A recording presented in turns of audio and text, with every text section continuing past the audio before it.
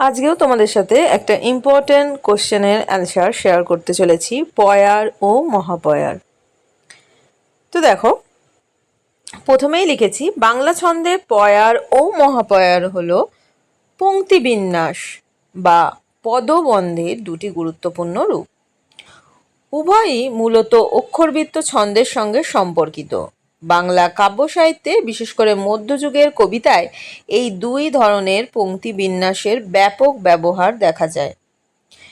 পয়ার অপেক্ষাকৃত সংক্ষিপ্ত, আর মহাপয়ার পয়ারের তুলনায় দীর্ঘ ও বিস্তৃত ভাব প্রকাশে বেশি উপযোগী। তোমাদের এই কোশ্চেনটা ডিটেলে জেনে রাখা ভালো, তোমাদের কিন্তু পরীক্ষার সময় সুবিধা হবে। আর এই কোশ্চেনটাও কিন্তু তোমাদের ইম্পর্টেন্ট। তারপরে দেখো, আমি এইভাবে করে দিয়েছি যাতে তোমাদের বুঝতে সুবিধা হয়। দেখো, পয়ার বাংলা কবিতার একটা বহুল ব্যবহৃত পংক্তিবিন্যাস। সাধারণত একটি পয়ার চরণ 14 মাত্রার হয় এবং তা দুটি পর্বে বিভক্ত থাকে। মাত্রা বিন্যাসটাও আমি দেখিয়ে দিয়েছি। দেখো, এর মাত্রা বিন্যাসটা সাধারণত কি হয়, 8 + 6 14, অর্থাৎ প্রথম পর্বে থাকে 8 মাত্রা আর দ্বিতীয় পর্বে থাকে 6 মাত্রা। এই দুই পর্বের মাঝে একটি নির্দিষ্ট জ্যোতি বা ছেদ থাকে। আমরা জ্যোতি বা ছেদ কাকে বলে আশা করি আমরা সবাই জানি। তাও যদি কারুর বুঝতে অসুবিধা হয় বা না জানা থাকে, সেটা কিন্তু আমাকে কমেন্ট বক্সে জানাতে পারো, সেটার অ্যান্সারও আমি তোমাদের সাথে শেয়ার করে দেবো। এবার পয়ারের কতগুলো আমি বৈশিষ্ট্য তোমাদের সাথে শেয়ার করেছি। দেখো, মাত্রা বিন্যাস। পয়ারের প্রতিটি চরণ সাধারণত 14 মাত্রার হয়। চরণটি 8 মাত্রা ও 6 মাত্রা দুটি পর্বে বিভক্ত থাকে। পদবন্ধ সাধারণত দুটি চরণ মিলে একটি পূর্ণাঙ্গ ভাব বা পদবন্ধ গঠন করে। তাই পয়ারকে অনেক সময় দ্বিপদী বিন্যাস হিসাবেও দেখা হয়। আমি পয়ারের বৈশিষ্ট্য যেমন তোমাদের সাথে শেয়ার করছি, সেরকম কিন্তু মহাপয়ারের বৈশিষ্ট্যও তোমাদের সাথে শেয়ার করব।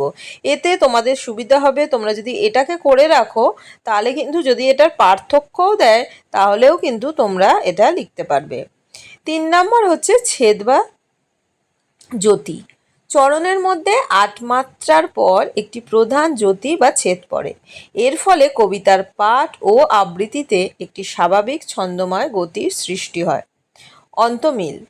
পয়ার ছন্দে সাধারণত চরণের শেষে অন্তমিল বা মিলের ব্যবহার দেখা যায়।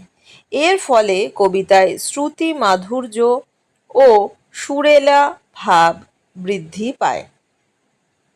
তো যেটা তোমাদের বলছিলাম যে বৈশিষ্ট্যগুলো যদি তোমরা করে যাও, তাহলে কিন্তু তোমরা পার্থক্যগুলো করতে পারবে। বৈশিষ্ট্য হলে তোমরা এর আর ওর যে ডিফারেন্সটা পয়ার আর মহাপয়ারে, তাহলে কিন্তু সুবিধা হবে। তোমরা কিন্তু এর থেকে তোমরা পার্থক্যগুলোও কিন্তু লিখতে পারবে। এগুলোকে শুধু একটুখানি মনে রাখতে হবে। 5 নাম্বার দেখো, ভাব প্রকাশ। পয়ারের চরণ তুলনামূলকভাবে সংক্ষিপ্ত হয়। একটি চরণ বা চরণ যুগলের মধ্যেই অনেক সময় একটি ভাবের সমাপ্তি ঘটে, ফলে বক্তব্য সহজে ও সাবলীলভাবে প্রকাশ করা যায়। ব্যবহার। 6 নম্বরে কি লিখেছে, ব্যবহার। মধ্যযুগের বাংলা সাহিত্যে পয়ারের ব্যাপক ব্যবহার দেখা যায়। বিশেষ করে রামায়ণ, মহাভারত, মঙ্গলকাব্য প্রভৃতি কাব্যধারায় পয়ার ছন্দের বহুল প্রয়োগ হয়েছে। তো আশা করি এই বৈশিষ্ট্যগুলো তোমাদের বুঝতে অসুবিধা হয়নি। এবার আলোচনা করছি মহাপয়ার। মহাপয়ার হলো পয়ারের একটি সম্প্রসারিত বা দীর্ঘতর রূপ। পয়ারের তুলনায় এর চরণ দীর্ঘ হওয়ায় এতে অপেক্ষাকৃত বিস্তৃত ও গম্ভীর ভাব প্রকাশ করা সম্ভব হয়। মহাপয়ারের সাধারণ মাত্রাবিন্যাস হলো, এর মাত্রাবিন্যাসটাও কিন্তু আমি লিখে দিয়েছি, ভালো করে কিন্তু এটাও বুঝে নাও। এর মাত্রাবিন্যাস দেখো, 8 + 10, তাহলে 18 মাত্রা। অর্থাৎ প্রথম পর্বে থাকে 8 মাত্রা এবং দ্বিতীয় পর্বে থাকে 10 মাত্রা। ফলে একটি সম্পূর্ণ চরণে মোট 18 মাত্রা থাকে। মহাপয়ারের বৈশিষ্ট্য। এবার মহাপয়ারের বৈশিষ্ট্যগুলো তোমাদের সাথে আমি আলোচনা করছি। প্রথমেই হচ্ছে মাত্রা বিন্যাস। মহাপয়ারের প্রতিটি চরণ সাধারণত 18 মাত্রার হয় এবং তা 8 ও 10 মাত্রার দুটি পর্বে বিভক্ত থাকে। 2 নম্বর হচ্ছে পয়ারের সম্প্রসারিত রূপ। পয়ারের 8+6 মাত্রার বিন্যাসের তুলনায় মহাপয়ারে দ্বিতীয় পর্বটি আরও দীর্ঘ। এই কারণে মহাপয়ারকে পয়ারের একটি বর্ধিত বা সম্প্রসারিত রূপ বলা হয়। এরপরে দেখো 3 নম্বরে কি লিখেছি, দীর্ঘ পংক্তি। মহাপয়ারের চরণ পয়ারের তুলনায় দীর্ঘ হওয়ায় এতে দীর্ঘ বক্তব্য, বিস্তৃত বর্ণনা এবং গভীর ভাব সহজে প্রকাশ করা যায়। তারপরে হচ্ছে 4 নম্বর।